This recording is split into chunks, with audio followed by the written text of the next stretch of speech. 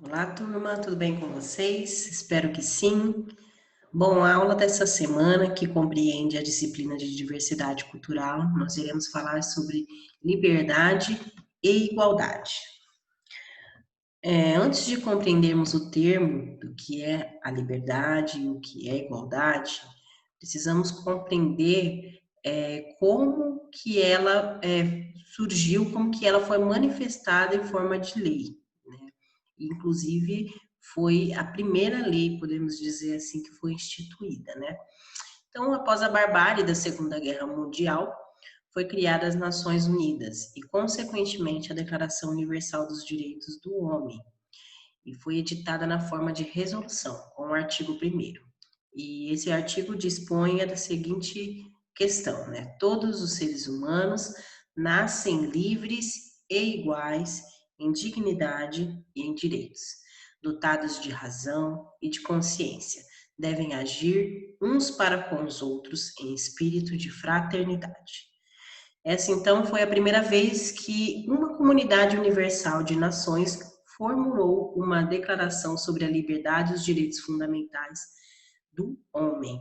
Então, essa foi, de fato, a nossa primeira lei que foi promulgada aí, que falava sobre o nosso direito de liberdade e igualdade. E o que é liberdade, né? Liberdade é o estado de pessoa livre, isenta de restrição externa ou coação física ou moral, poder de exercer livremente a sua vontade, condição do ser que não vive em cativeiro e ter independência, autonomia. Então, esse é o conceito, o termo de liberdade, segundo o dicionário. Igualdade, gente, perante a lei, né? Essa expressão de igualdade perante a lei, ela é utilizada para garantir que as leis sejam formuladas e aplicadas de forma igualitária, sem tratamento discriminatório. Então, existem inúmeras leis dentro dos direitos humanos, da declaração, que é voltada à igualdade. Então, igualdade de raça, de gênero, entre outros, né? Então, a igualdade, a gente utiliza esse termo para formular a questão de seres humanos de sermos tratados de forma igual, sem discriminação, né? Agora, já assim, a questão de se falar sobre igualdade, não foi ali, veio essa palavra, esse termo de se conversar sobre igualdade, não foi ali a partir depois da Segunda Guerra. Isso daí já vem de muito antes, né? Com aí o Aristóteles, né? Noções iniciais. A questão do tratamento igualitário é discutida desde Aristóteles, que havia como forma de garantir-se a justiça entre os homens e passou aos romanos pelo célebre preceito sum quis tribuere. Não sei se eu falei certo, mas esse termo significa dar a cada um o que é seu. Então, desde a antiguidade vem se falando, né, a questão de sermos tratados de forma igual, mas nunca foi formulado em lei isso, né? Isso só veio a ser formulado em lei após a Segunda Guerra. Falando ainda sobre direitos humanos, né, sobre a declaração, a ideia moderna da igualdade de todos os homens surgiu com o pensamento iluminista e se afirmou na Declaração dos Direitos do Homem.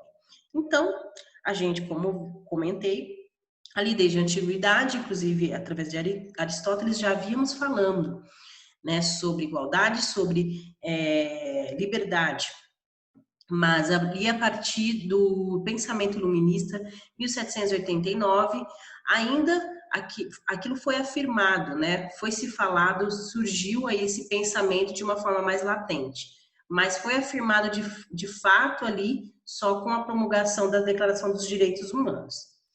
Porém, na forma como ela foi fixada na Constituição dos Estados Liberais, tratava-se apenas de reconhecer uma igualdade formal. Ou seja, trata-se de forma negativa, pela qual não se admitem privilégios de classe, isenções pessoais e regalias especiais a grupos privilegiados. Isso, então, não busca, porém, a redução das desigualdades reais.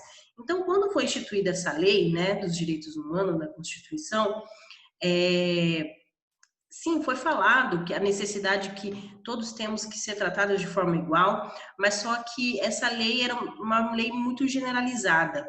era falado de uma forma muito formal. Então, ela não buscava redução das desigualdades, como a gente vê nas leis que a gente tem hoje, que leis que são direcionadas a públicos determinados, né? Era uma lei geral, então era uma lei só que a gente aplicava, podemos dizer assim, de forma moral. Nós sabemos que temos que respeitar um ao outro, mas só que não uma lei direcionada a determinado público. Agora já, gente, a lei de igualdade ou chamada isonomia material, ela é prestigiada nas normas, pois ela busca não apenas o reconhecimento de isonomia formal dos homens, mas procura realizar a equalização das condições desiguais. Então, como exemplo, a lei aos deficientes, a lei aos idosos, às crianças e em vários outros direitos de natureza social e econômica. Então, ali quando a primeira lei dos direitos humanos foi promulgada, foi uma lei meio generalizada, mas ela não tinha a forma coasiva ali de reduzir as desigualdades reais. Então, só quando foi ali, de fato, as leis destrinchadas a públicos específicos que a gente viu ela ser aplicada de forma correta. Bom, gente, a atividade para essa aula é a seguinte: vocês vão selecionar fontes de duas fontes para mais, né? Assim, uma é pouco, então eu coloquei fontes em plural para justamente vocês compreenderem de duas a mais fontes. Então, vocês vão selecionar duas fontes ou mais na internet para aprofundamento e responder as seguintes questões na pesquisa sua. Nas sociedades atuais, todos realmente são livres e iguais em direitos?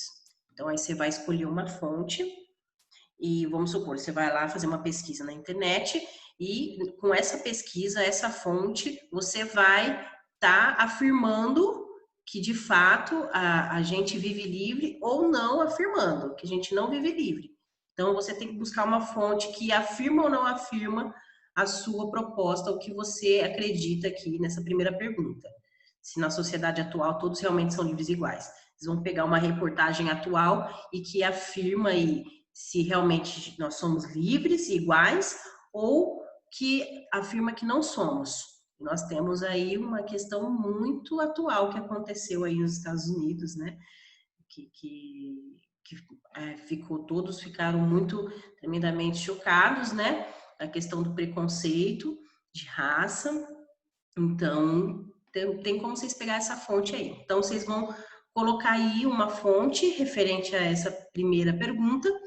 E a segunda é: qual o papel dos movimentos sociais na luta pela liberdade e pela igualdade entre pessoas? Então, você vai pegar uma outra fonte de um movimento social que você acompanha ou que você, enfim, que você pesquise, que você se identifique, que você goste e você vai estar aí embasando essa pergunta sua através dessa pesquisa e respondendo qual o papel dos movimentos sociais na luta pela liberdade, especificamente o papel desse movimento social que você vai colocar aí, né, como embasamento para responder a sua pergunta. Então, assim, no mínimo duas fontes, né, uma aí para o direito, para a primeira pergunta, né, e uma outra para a segunda pergunta. Se você quiser colocar duas fontes relacionadas à primeira pergunta e duas fontes relacionadas à segunda, também pode. Só não pode ser uma fonte para as duas, porque não tem como. Cada pergunta tem uma direcionamento diferente, né? Então, ó, retomando aqui, vocês vão selecionar duas fontes, uma fonte aí ou mais para responder a pergunta aqui, se todos nós vivemos numa sociedade livre e igual. Então, você vai pegar uma fonte aí atual, né, uma pesquisa atual, comprovando se a gente vive sim livre, igual, ou comprovando que a gente não vive livre e igual em direitos. E vamos pegar também outra fonte, uma ou duas relacionada aos movimentos sociais. Qual é o papel dele? Esse determinado movimento, vocês podem fazer até assimilação. Então, vamos supor, vou pegar uma fonte relacionada a um tipo de uma reportagem aí sobre um preconceito racial. E aí você pode responder na segunda um movimento que luta a favor aí de ter a liberdade de pessoas relacionadas a essa raça, né? Enfim. E é isso, gente. Essa questão aí. Qualquer dúvida, então, vocês entrem em contato lá no Google Classroom e nós vamos conversando acerca aí das dúvidas dessa aula. Tenham todos uma ótima aula e até a próxima.